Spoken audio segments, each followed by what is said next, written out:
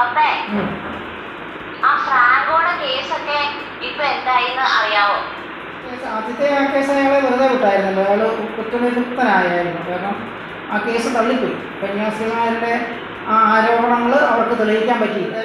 സഭയുടെ മേലധികാരിയിൽ ഇവരെ ഏറ്റവും നല്ല രീതിയിൽ പീഡിപ്പിക്കുകയും. കാരണം ആ കന്യാസ്ത്രീമാർക്കൊന്നും അവരുടെ നിത്യച്ചെലവിന് പോലും ആവശ്യമായ പണമില്ലെന്നാണ്. അവർക്ക് ബുദ്ധിമുട്ടാണ്. അവർ മറ്റുള്ളവരോടൊക്കെ യാചിച്ചൊന്നും ഇവരൊക്കെ നല്ല അന്തസ്സായി ജീവിച്ചിരുന്നവരല്ലേ. അവർക്ക് മറ്റുള്ളവരുടെ തന്നെ കൈനീട്ടാനുള്ള ബുദ്ധിമുട്ടുണ്ട്. കാരണം അവർക്കൊക്കെ ഭയങ്കര ബുദ്ധിമുട്ടാണ്. അവർ കേസ് നടത്താനുള്ള ഈ പരിപാടി ഉണ്ടെന്നാണ് കേട്ടത്. ഈ കേസ് പിന്നെ തുടർന്ന് പോകാൻ അതിനൊക്കെ ഒത്തിരി ചിലവുണ്ട്.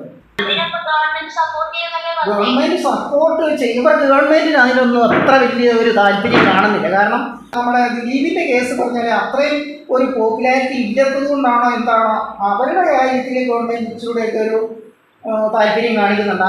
എന്തായാലും തെറ്റ് ചെയ്യുന്നുള്ളവരും ഫ്രാങ്കോയ്ക്ക് സംബന്ധിച്ചാണ്. അത് അയാൾ അത്രയും വൃത്തികെട്ടവൻ അവിടുത്തെ ഒരു അതിരൂപതയുടെ മേലധികാരിയായി ഇരുന്ന് സുഖമായിട്ട് വാണിരുന്ന് സർവരെയും അടക്കി ഭരിച്ചിരുന്ന അയാൾ എന്തൊരു മോശമായ രീതിയിൽ അയാൾ വരും. എന്നിട്ട് അയാൾ എന്തെല്ലാം പറയുന്നു. എന്നിട്ട് അയാളുടെ ആ ബിഷപ്പ് പദം നിലനിർത്താൻ വേണ്ടി അയാൾ എന്തെല്ലാം കോലം കെട്ടി. അവസാനം അയാൾ പോപ്പൊക്കെ പറഞ്ഞ് മാറ്റി നിർത്തുക. അയാൾ ഒഴിഞ്ഞു പോയതൊന്നുമല്ല, അയാളെ മാറ്റി നിർത്തി തന്നെയാണ്. സഭയൊക്കെ ഇങ്ങനെയുള്ള ഇരയോടല്ല വേട്ടക്കാരനോടാണ് താല്പര്യം എപ്പോഴും. അങ്ങനെ പോകുമ്പോൾ എന്താണെന്ന് വെച്ചാൽ ഒരിടത്തും ഇരയ്ക്ക് ന്യായമായ ഒരു നീതി കിട്ടില്ല. കാരണം ഇരയുടെ പുറകെ പോകുന്നതിൽ കൂടുതൽ ആൾക്കാരും വേട്ടക്കാരൻ്റെ പുറകെ വേട്ടക്കാരനോടാണ് താല്പര്യം എല്ലായിടത്തും.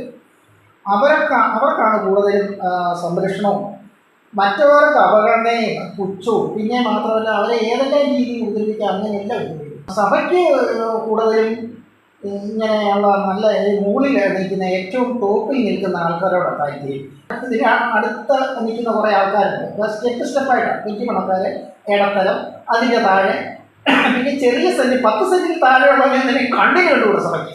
ചുമ്മാ പറയും നിർമ്മിച്ചിരിക്കുന്നതേ ഉള്ളൂ. അവൻ്റെ ഒരു ശവടക്കം അമിതിച്ചാൽ വന്നാൽ എന്തായാലും മൈലേജ് ഇല്ല. കാശുള്ളവൻ്റെയാണ് ഭയങ്കര ആഘോഷം. എന്തായാലും ഇപ്പം കേസുണ്ട്.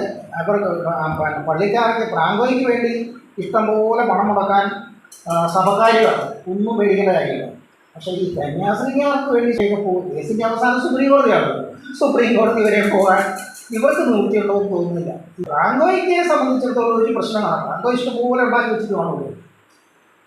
ഏതായാലും അതിജീവിതയ്ക്ക് നീതി കിട്ടുമോ ഇല്ലയോ എന്ന് ദൈവത്തിന് മാത്രമേ അറിയാവൂ.